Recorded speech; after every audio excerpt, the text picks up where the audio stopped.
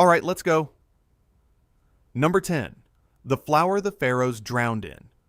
When archaeologists unsealed the tomb of Tutankhamun in 1922, they found the burial chamber lined with dried blue lotus flowers. Howard Carter documented them alongside the golden death mask and the jeweled weapons and the sacred oils. The Egyptians buried their dead with what they valued most. They buried them with this. The blue lotus, known botanically as Nymphaea caerulea, appears in Egyptian art across a span of 3,000 years, from the New Kingdom through the Ptolemaic period. Carvings at Karnak, Luxor, and the Temple of Dendera show figures immersing the flower in wine at ceremonial banquets, inhaling its vapors, pressing it to their faces, with an expression that Egyptian artists reserved for encounters with the divine. Archaeological residue analysis of vessels recovered from New Kingdom sites confirmed that the lotus was soaked in wine before consumption. The active compounds, aporphine alkaloids including nuciferine, were identified and studied in a 2009 paper published in the Journal of Ethnopharmacology. The pharmacology is real.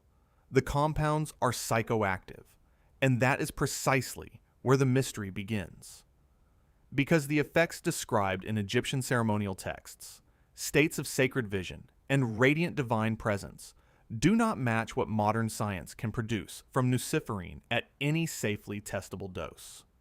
Either the ancient preparation amplified the chemistry through a process we have not recovered, or the lotus was a carrier for something else entirely, something that left no residue for modern instruments to find. A flower common enough to grow along every stretch of the Nile was apparently capable of producing experiences that 3,000 years of botanical science cannot replicate. What did the priests of Karnak know about its preparation that we have spent a century failing to rediscover? Number 9. The oracle's poison. In 2001, a research team led by archaeologist John Hale of the University of Louisville and geologist Jella de Boer published findings in the journal Geology that reframed one of the ancient world's most famous institutions. They had been investigating the inner sanctum of the oracle at Delphi, the Adyton, the sealed room where the Pythia delivered her prophecies to kings and generals for over 1,000 years. What they found in a ritual brazier inside that room was Hyoscyamus niger, henbane, one of the most violently psychoactive plants in the botanical record. The sanctuary at Delphi, in Phocis, Greece, operated as a prophetic center from approximately 800 BCE until 390 CE. For 1,200 years, a succession of women, known as the Pythia, sat above that chamber, fell into convulsive trances, and spoke in fragmented phrases that male priests then interpreted for the rulers of the ancient world. Plutarch, who served as a priest at Delphi himself between 95 and 120 CE, recorded in his Moralia that the oracle's chamber emitted sweet-smelling vapors, and that some sessions left the Pythia incapacitated for days afterward. Henbane contains tropane alkaloids, scopolamine, hyoscyamine, and atropine. These compounds produce hallucinations, dissociation, and at sufficient doses, convulsions consistent with every classical account of the Pythia's behavior. The geological team also identified ethylene gas rising from tectonic fissures beneath the temple, and current scholarship treats both the geological vapors and the henbane brazier as complementary elements of the same ceremonial system. The margin between a visionary dose of scopolamine and a lethal one is extraordinarily narrow. The priests of Apollo maintained this ceremony with a living woman at its center, session after session, for 12 centuries, without a documented fatality from the rite itself. For 1,200 years, a woman sat in a stone chamber and inhaled something that should have killed her, and governments built their foreign policy around what she said next. We know what she was breathing. We do not know how she survived it. Number 8. The screaming root. In approximately 70 CE, the Greek physician Dioscorides recorded a preparation he called mandrake wine in his encyclopedic work De Materia Medica, the most authoritative pharmaceutical text of the ancient world. He described it with clinical precision. Patients who drank it before surgery felt nothing, remembered nothing, and woke without knowledge of what had been done to them. Roman battlefield surgeons reportedly used it for amputations. The anesthesia, by all ancient accounts, was complete. Mandragora officinarum, the mandrake root, is documented across an extraordinary range of ancient sources. It appears in the Hebrew Bible in Genesis 30, in the Egyptian Ebers papyrus of approximately 1550 BCE, and in Theophrastus's inquiry into plants from around 300 BCE. Bronze Age Levantine archaeological sites have yielded mandrake remains in contexts suggesting careful storage and controlled distribution, handled not as a garden crop, but as a strategic substance. It was tracked. It was rationed. It was valued.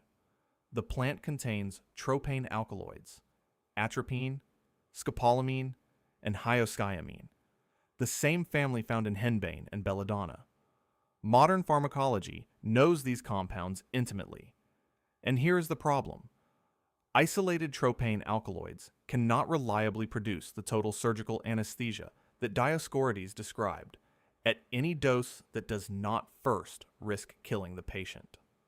The specific mandrake wine preparation, weeks-long maceration that ancient texts describe in procedural detail may have transformed the alkaloid profile through fermentation chemistry that has never been formally studied. The root's alkaloid concentration also varies by a factor of 10 depending on soil, season, and the age of the plant at harvest. Ancient cultivators appear to have selected for potency across generations, breeding strains calibrated for surgical use. Those strains are gone. When the last cultivar bred for the operating table was lost to history, ancient medicine may have lost its most powerful tool, one that modern pharmacology has named every ingredient of without yet understanding how the recipe worked. Number 7. The Witch's Flying Ointment. In 1973, pharmacologist Michael Harner published a paper in the Journal of American Folklore that the academic establishment largely treated as a curiosity, and that subsequent toxicology has increasingly vindicated. Harner had examined 15th century trial transcripts from the European witch trials and found, embedded in the accusations, precise and consistent pharmaceutical recipes. The so-called flying ointment, described by accused women across different countries and decades, contained Atropa belladonna, Hyoscyamus niger, and hemlock suspended in animal fat. Harner's argument was not folkloric. It was pharmacological.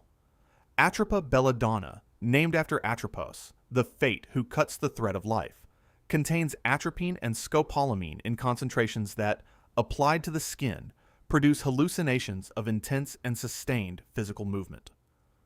A 1609 Basque trial, documented by Spanish historian Juan Caro Baroja, recorded a woman producing the ointment formula under examination and describing the experience in sensory detail that Baroja found impossible to dismiss as fabrication. Gustav Schenk, a toxicologist who self-administered a belladonna preparation in the 1950s and documented his experience with clinical rigor, described the sensation of flight in terms that matched medieval accounts with unsettling precision. The pharmacological mechanism is confirmed science. Transdermal application of alkaloids bypasses what is known as hepatic first-pass metabolism, the liver's initial processing of ingested substances, producing a different and more sustained effect than swallowing the same compounds. The specific combination of belladonna, henbane, and hemlock in a fat-based carrier creates an interaction between multiple alkaloid profiles that has never been fully studied, because the combined preparation is toxic enough to kill at slightly elevated concentrations. The formula could not be safely tested to its full reported extent in any modern laboratory operating under ethical guidelines. Modern pharmacology understands each ingredient. It has never been permitted to understand what they become together. The women burned for describing flight across the night sky may have been reporting a genuine neurological experience, one that a 15th century herbalist understood how to produce, and that a 21st century laboratory is not legally permitted to replicate. Number 6. The zombie maker. In 1982, Clervius Narcisse appeared at a market in Haiti and introduced himself to his sister. He had been dead for 18 years.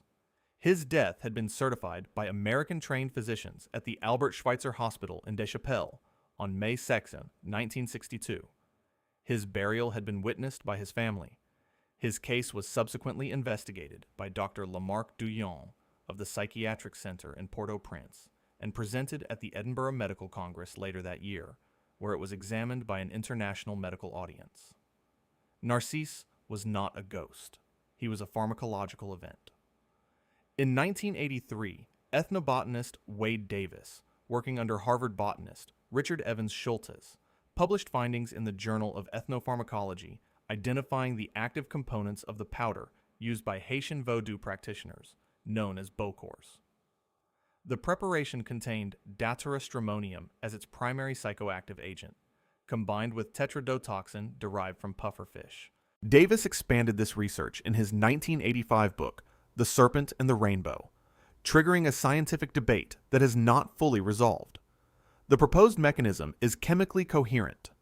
Tetrodotoxin produces paralysis precise enough to simulate death, suppressing vital signs to levels undetectable without sophisticated monitoring equipment. Scopolamine from the datura creates a state of dissociation and retrograde amnesia, leaving the subject conscious but incapable of independent action and unable to form reliable memories of the experience. The combination, in theory, creates a person who appears dead, survives burial, and wakes without memory of what happened to them. The dispute among pharmacologists has focused on tetrodotoxin concentration variability in the samples Davis analyzed, with subsequent researchers finding inconsistent potency across different powder preparations. The datura component has not been seriously challenged. How a practitioner in pre-industrial Haiti calibrated a dose precise enough to arrest a human heart without stopping it permanently, using a plant whose alkaloid concentration shifts with soil and rainfall, is a question that modern toxicology cannot answer without first explaining how the knowledge was developed and how many people died in the process of developing it. Number 5. The cactus that remembered everything. In 2010, researchers including Dr. Carolyn Boyd of Texas State University published radiocarbon dating results in the Journal of Psychoactive Drugs for Peyote buttons recovered from Shumla Cave, site number 5 in Val Verde County, Texas. The dates returned were 3,780 to 3,260 BCE. The people of the lower Pecos Canyon lands had been using this cactus for nearly 6,000 years, making it the oldest confirmed psychedelic use in the Western Hemisphere and among the oldest documented in the world. Lopophora williamsi, the peyote cactus, contains over 60 distinct alkaloids. The primary compound is mescaline, 3,4,5 trimethoxyphenethylamine, a molecule that has been synthesized in laboratories since the early 20th century and studied in clinical settings for decades. The Huichol people of Mexico, known as the Wixaritari, have maintained an unbroken ceremonial tradition involving peyote pilgrimage to the harvest site of Wirikuta in San Luis Potosi for as long as their oral history records. Spanish Inquisition documents from 1620, held in the Archivo General de la Nación in Mexico City, describe Huichol ceremonies with accounts of visionary experience that read as archaic and raw against anything modern clinical literature reports. This is the problem. Johns Hopkins researchers who have conducted clinical trials with synthesized mescaline have consistently documented that isolated mescaline produces an experience that participants familiar with peyote ceremonies describe as qualitatively different and lesser. The 60-plus alkaloid matrix of the whole cactus appears to create effects that the primary compound alone cannot replicate. The Huichol preparation also involves multi-day ceremonial context, ritual fasting, sleep restriction, and continuous song, conditions that alter neurological baseline in ways that laboratory settings structurally cannot reproduce. Modern neuroscience can name every molecule in peyote. It cannot explain what the Wixaritari have been doing with those molecules for 6,000 years. The Huichol did not discover mescaline. They discovered something that contains mescaline as one ingredient, and after nearly 6 millennia of use, science has identified the contents of the recipe without understanding what the recipe actually makes. Number 4. The fungus that started a religion. In 1978, classical scholar Carl Ruck of Boston University, mycologist R. Gordon Wasson, and Albert Hofmann, the Swiss chemist who first synthesized LSD, co-authored a book called The Road to Eleusis, published by Harcourt Brace. Their argument was specific, chemically precise, and supported by primary sources that had been sitting in classical libraries for centuries. The central rite of the Elusinian mysteries, the most significant religious ceremony of ancient Greece, was a controlled psychedelic experience. The vehicle was ergot, a fungus that grows on barley and produces lysergic acid derivatives, including compounds chemically adjacent to LSD itself. The Elusinian mysteries were held annually at Eleusis, 21 kilometers from Athens, from approximately 1500 BCE until 392 CE, when Emperor Theodosius I closed the sanctuary as part of his campaign to eliminate pagan practice. For nearly 2,000 years, initiation into the mysteries was considered the most transformative experience available to an Athenian citizen. The ceremony centered on a ritual drink called the kykeon, described in the Homeric hymn to Demeter, composed around 650 BCE, as a mixture of barley, water, and pennyroyal mint. Ruck and Wasson identified the barley as the ergot carrier. Revealing the content of the ceremony was a capital offense in Athens, a fact that Cornell classicist Kevin Clinton documented in exhaustive detail from Athenian legal records. Hoffman's contribution to the road to Eleusis was not theoretical. He was the world's foremost authority on lysergic acid chemistry. He confirmed that an ergot extraction from barley water was pharmacologically capable of producing the experiences described in every surviving account of initiation. A 2021 analysis led by Jordi Juan Tresserras of the University of Barcelona identified ergot alkaloids and beta-carboline compounds in a 2,700-year-old ritual vessel from Mas Castellar de Pontos in Catalonia, providing the first direct physical chemical evidence for a psychedelic Elusinian adjacent ceremony. Every significant mind of the ancient Greek world drank the same cup at Eleusis. Plato drank it. Sophocles drank it. Cicero described it in De Legibus as giving him the power not only to live happily, but to die with better hope. Every man who shaped Western thought was an initiate. Every one of them was forbidden on pain of death from describing what happened next. What did they see in that torchlit chamber outside Athens that was so significant and so dangerous that the penalty for describing it to the uninitiated was execution? Number 3. The God in a Cup. In 1989, archaeologist Victor Sarianidi excavated a ceremonial complex at Goner Tepe in present-day Turkmenistan, at the heart of what archaeologists call the Bactria Margiana archaeological complex, a Bronze Age civilization that flourished between 2300 and 1700 BCE. Inside ritual vessels recovered from the site, residue analysis identified a consistent 3-part preparation: ephedra, cannabis, and poppy. This was not a medicine. The archaeological context, temple structures, dedicated preparation areas, and ceremonial vessels arranged in processional order indicated a sacred substance produced at institutional scale. Sarianidi believed he had found the physical evidence for hyoma.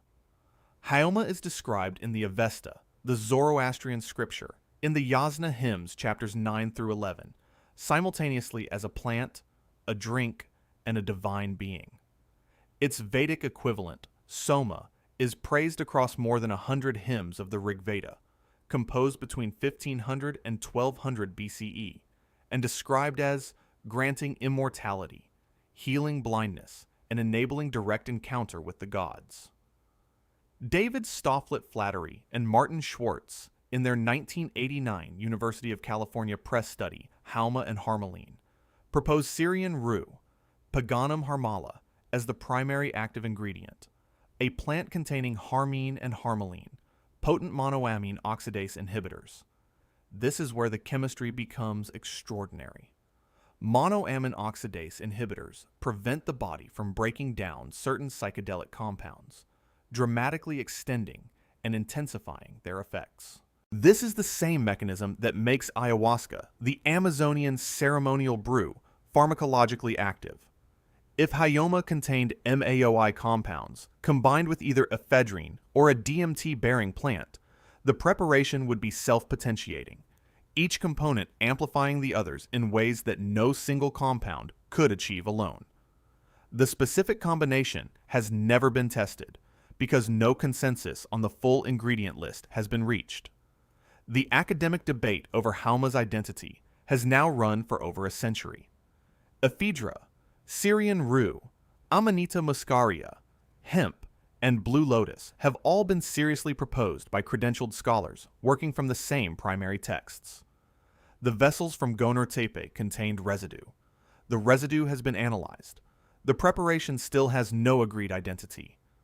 Two of the most influential religious traditions in human history were built around a shared ceremony involving a drink they both called divine, and after a century of archaeology, comparative linguistics, and pharmacological analysis, we still cannot say with certainty what was in the cup. Number 2.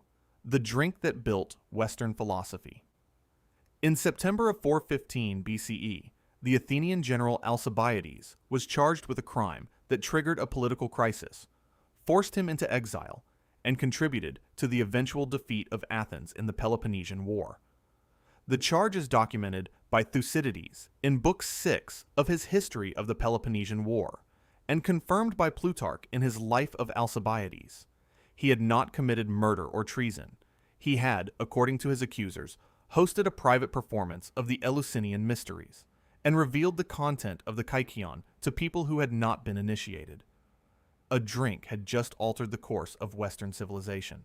The kykeon was the ritual preparation at the center of the mysteries, a ceremony that ran continuously for nearly 2,000 years, from approximately 1500 BCE, until Emperor Theodosius ordered the sanctuary closed in 392 CE. Its initiates included Plato, Aristotle, Sophocles, Aeschylus, Pindar, and Cicero, who wrote in De Legibus that the mysteries gave him the power to live happily and, more significantly, to die with better hope. In 2020, Brian Murarescu published The Immortality Key with St. Martin's Press, making the case that the kykeon was psychedelic and that its chemistry was the hidden foundation of ancient Greek religious thought. The following year, Jordi Juan Tresserras of the University of Barcelona confirmed ergot alkaloids and beta-carboline compounds in a 2,700-year-old ritual vessel from Mas Castellar de Pontos in Catalonia, a direct physical-chemical link between Elusinian adjacent ceremony and psychedelic preparation. Plato's theory of the immortal soul, Aristotle's conception of the divine intellect, the Stoic understanding of death as transition rather than termination. These ideas were written by men who had undergone a single shared ceremony in a torchlit underground chamber outside Athens, and emerged, by their own account, permanently changed. The question that Murarescu's research makes unavoidable is not whether the kykeon was psychedelic.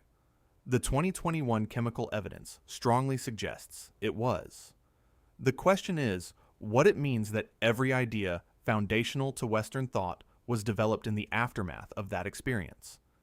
Every philosopher, playwright, and statesman who shaped the civilization we inhabit drank the same forbidden cup at Eleusis.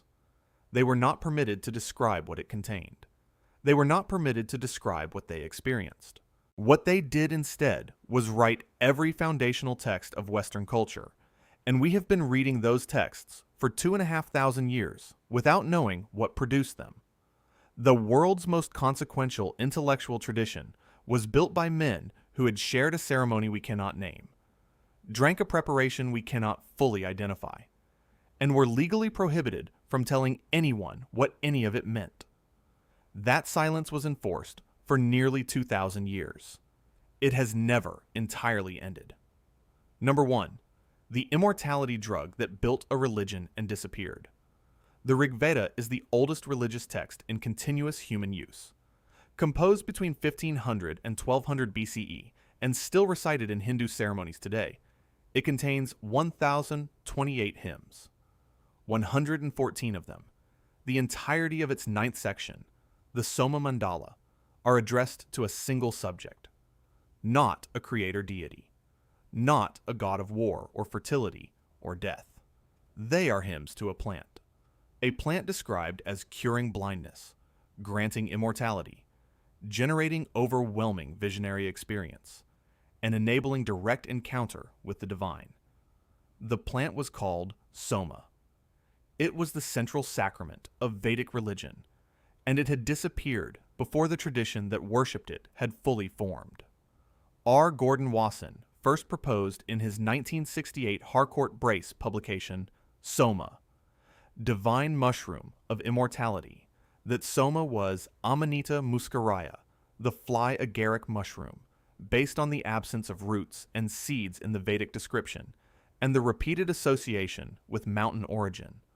The proposal ignited a debate that has never been settled. Wendy Doniger of the University of Chicago challenged Wasson's identification through comparative textual analysis. Ethnobotanist Terence McKenna proposed psilocybin mushrooms in his 1992 work, Food of the Gods. David Flattery and Martin Schwartz argued for Paganum harmala in their 1989 University of California press study. Ephedra remains a leading candidate following Victor Sarianides' residue findings at Gonur Tepe. Researchers from the Max Planck Institute for Evolutionary Anthropology identified ancient ephedra DNA in vessel sediment from Bactria margiana archaeological complex sites in genetic analysis published around 2020, the strongest genomic evidence yet, though it confirms one ingredient rather than the complete preparation. The Vedic texts describe Soma's effects in terms that match no single identified compound. The word used for its most celebrated effect is amrita, immortality, a state understood not as the absence of death, but as the direct experiential knowledge that death is not what it appears. The texts describe ojas, a quality of radiant energy and perceptual clarity. They describe the sight of the gods in language that trained scholars of visionary experience consistently categorize as reports of genuine altered states rather than metaphor. And here is what makes Soma uniquely archaic among every substance on this list.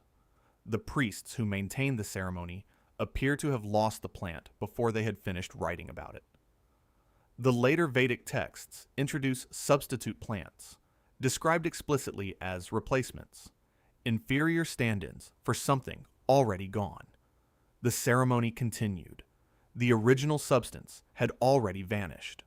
For 3,000 years afterward, Vedic and Hindu priests performed the Soma ritual with plants they knew were not Soma, hoping the original would be recovered. It was not. The loss of Soma is not simply a pharmacological mystery. It is the moment when the world's oldest living religion became, at its ceremonial core, incomplete. Every Hindu ritual descended from Vedic practice. Every fire ceremony, every priestly recitation from the Soma Mandala is a ceremony designed around a substance that is no longer present. The ritual persists. The center of the ritual is absent. And in the 114 hymns of the ninth mandala, the original priests left behind the most detailed phenomenological account of a lost drug in human history, describing with ecstatic precision what it felt like to drink something we cannot name, cannot find, and cannot make. The oldest continuously practiced religion in the world was built around a single visionary substance that disappeared before the religion was complete. And for 3,000 years, the ceremony has continued without it. The hymns remain. The priests remain. The fire remains. Only the God in the cup is gone. If you want to see more videos like this, click the video on screen now and make sure to subscribe.